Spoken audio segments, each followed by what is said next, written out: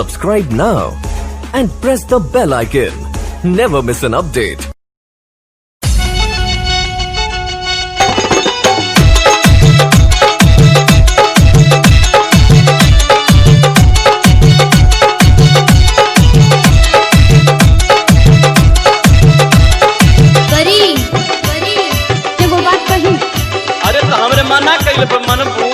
हमरा के सुनही के बाबोला का कहत करी घमे घमे काम हमर जोर गइल चाम। अरे कहां जरल माहो करी घमे घमे काम हमर जोर गइल चाम। ले ले ऐता किरमिया गोराए वाला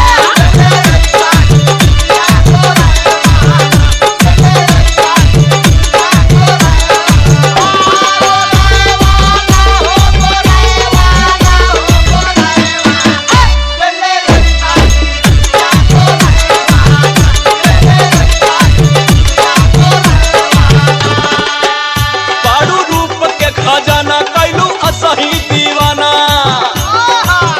बड़ू रूप के खजाना कैलू असही दीवाना। गोरी और गोरा के हमर जान ले बुका।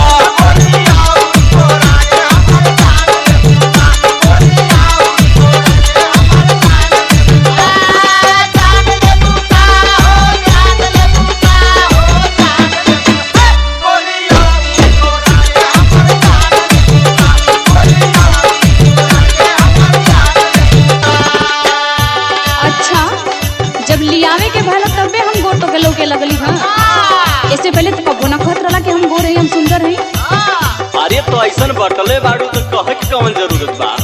अच्छा कि कंजूसी ना करत तारा। अरे नहीं हो तोहर कसम। और सुना इतने कमी ना बा भाई, हम बताओ तनी ना काहे के कंजूसी करत तारा। बोला सुना बोला। ओजन घट गइल मोर बड़ा भइनी कमजोर। कौन बतौलस? ओजन घट गइल मोर बड़ा भइनी कमजोर। ले ले ऐता कोनो टानिक मोटाए वाला।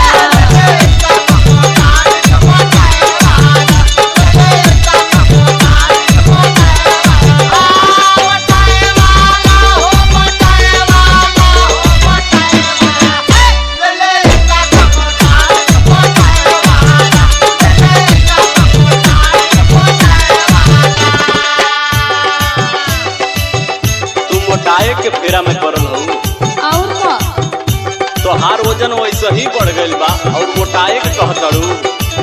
अरे तो हमरे चली ना जाता, देखो तारा ना गिर जाता ली। अरे तो उल्टे बतियावत हो। इतना मोटा गइल हो कि तोहरा से कैसे चल जाई।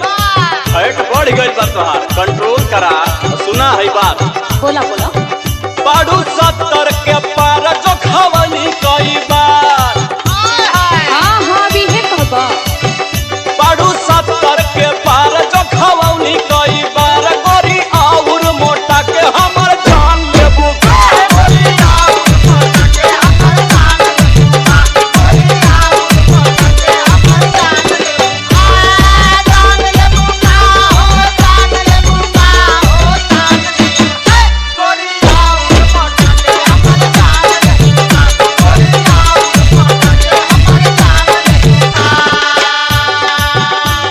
अच्छा छोड़ा, कुछ न करबा, हम जाना थी तोके कुछ न करबा। अच्छा तो के कर, लेकिन एगो बात कही। बोला।